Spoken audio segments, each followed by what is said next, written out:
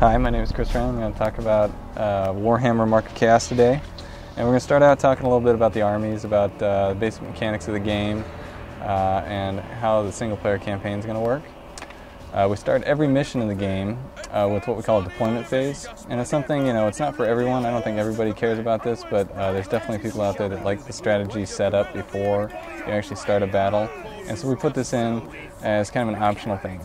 So what we have in this mission, I've actually got some, these aren't my troops, these are somebody else's troops, AI controlled, and they help you out. So your job is to if you can keep them alive and help them out, then they're going to help you out throughout the whole battle. At the top of my screen here you see I have my magic bar, kind of based on the Warhammer theory behind magic, that chaos introduced magic into the world, and it's kind of a living thing that exists everywhere in the world, and it changes over time. And the way these missions start, you usually start off with a limited amount of magic, and then you build it up over time. Your entire army shares the single magic pool. So if I have, like for example, my Bright Wizard, if he starts casting a lot of spells, he's going to eat into the whole army's magic pool. And so you really have to kind of balance where you're using your magic, who's using it. If your mage goes out there and blows all your magic, then you're not going to have it for other things. The two bars that you see here above the banner and on the unit card, the top one is your health, your hit points, essentially for the whole unit, not just individuals, but actually the whole unit shares a hit point bar. And below that is your morale bar. And morale is essentially the psychology of Warhammer. So this is how motivated are your troops. Are they scared? Are they fearless? And the things that you do with your troops in the game really affect how they behave in battle. So if you have a strong champion attached to your troops, or if you send in overwhelming forces, you're going to boost their morale, and they're going to be willing to fight longer. They're less likely to run from a battle. But as you can see, as the battle goes on, health bar is going down to the losing side, my health bar is going down a little bit, and my morale is going down a little bit. Chaos actually, the Chaos Army tends to inspire more fear than, like, say, the Empire, for example. So they can actually probably decrease my morale more than I can theirs. Theirs is starting to go down as well, just because they're losing a lot of units. But effectively, Chaos doesn't get scared, but their morale may break if they just lose hope. Pretty much every unit in the game is really unique. They all have their own kind of specialty. Halberdiers are great at taking on, like, cavalry, for example, because they have the long pole arms. They tend to do really well against cavalry.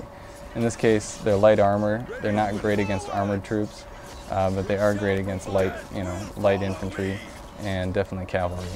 But this is, definitely one of the things that brings the battlefield to life. Just being able to look out there and see that, you really have a unique army, and the fact that you get to customize what that army looks like really makes Warhammer kind of a unique experience in that sense. Each army comes with up to, 4 or 5 heroes, champion units that you attach to your army. They're going to have an inventory here where you can actually equip items like armor, weaponry. You're going to have a backpack kind of area where you can store potions and scrolls, things like that you can use in real time. And each hero is going to have a skill tree that you can build up with unique skills for that hero based on the three disciplines of combat skill, dueling skill, which is hero versus hero combat, and command skill, which is the ability for your hero to command your army. But where heroes really become significant is when they take on other heroes. So I'm going to select my Demon Prince of Khorne, one of my champions. And he's been kind of built out to be a dueling specialist. And what I'm going to do is actually send him against one of these enemy champions. And you'll see a couple new things happen that we haven't shown off before.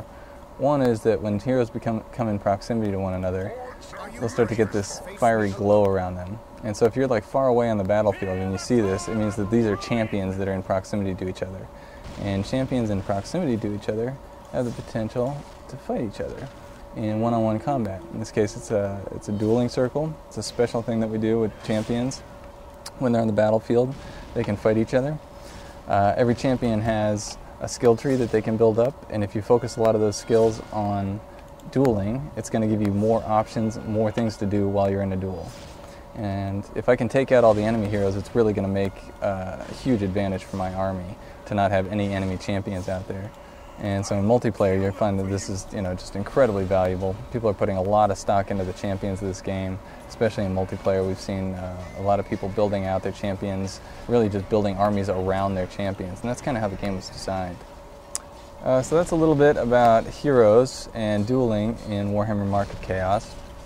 In our next segment, stay tuned, we're going to be talking a little bit about siege maps and how siege gaming works within multiplayer and in single player in the game.